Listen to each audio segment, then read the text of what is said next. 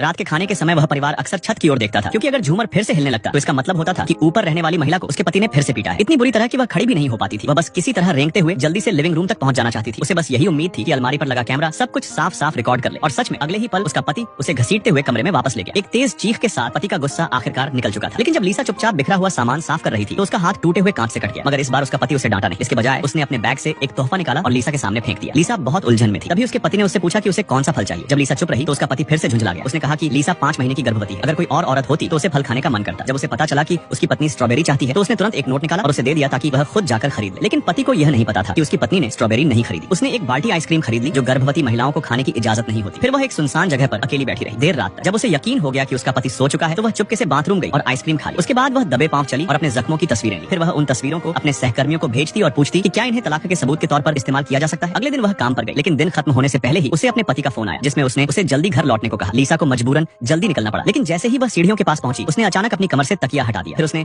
अपने मोबाइल को recording mode में डाला और कार में बैठ गई। डांट के सामने लीसा चुप रही। उसने चुपके से अपना मोबाइल अपने पास रख लिया, लेकिन कार थोड़ी ही दूर चली थी कि बस उसके छींकने भर से उसका पति फिर से उस पर चिल्लाने और गाली देने लगा। वह आगे चल रही कार से लगभग टकरा ही गया था।